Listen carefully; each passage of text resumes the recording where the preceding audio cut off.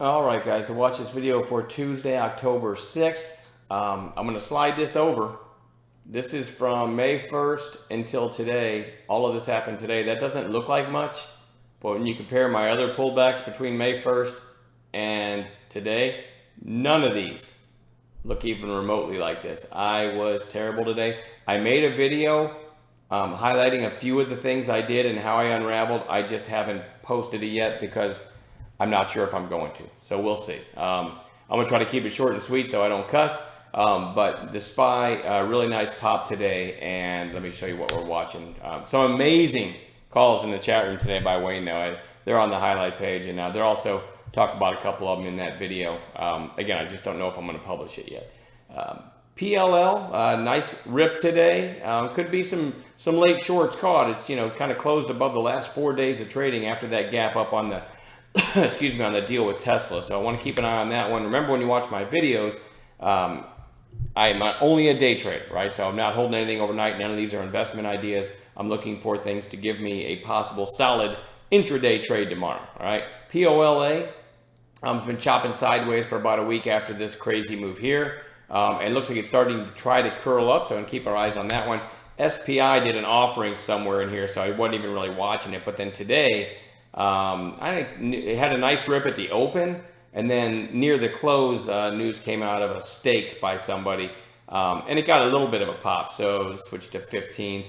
After that offering, you never know. Maybe we get an afternoon breakout in this thing and a little bit of a mini rip, so we'll see. It's certainly not a very pretty daily chart. CODX, a little bit of extra volume the last couple days, especially on Friday, though. You kind of close to a two-day high here. Friday, 1498. Today, 1489. Certainly interesting over that two-day high. We're 15-ish maybe, knowing that the most recent high was 1554. Maybe it makes a run at that and maybe breaks out above that. SPAQ, S-P-A-Q. Nothing real pretty here, but in after hours, it got a little pop on, I think they announced the date, which is later October, for the merger deal, I guess, with Fisker or something, if I'm not mistaken. So that one might get going.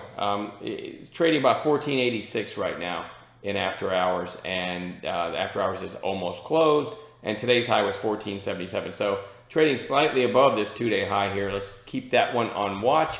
OPTT, I never trust this thing, but it did have big volume and a fairly strong close, so I'm going to watch that one. CEI, penny stock, but kind of an interesting chart. Popped back here to almost 80 cents, then right here 83, and then today topped out at 80. So it looks like it could maybe break out of this area one of these days. I don't really love penny stocks, but I am going to watch it. KNDI, kind of a similar chart. Topped out back here at 741. Today hit a high of 717. Possible breakout over that area. Craig, C-R-E-G.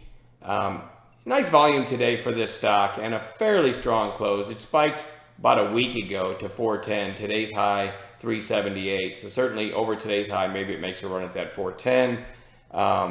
XSPA, nice little volume spike today. 22 million shares, kind of breaking out of a base. So this one might have a continuation day.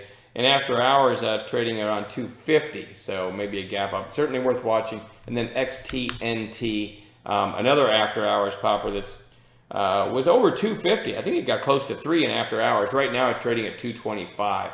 So certainly an interesting chart with that gap up, assuming the gap is still gapping up in the morning.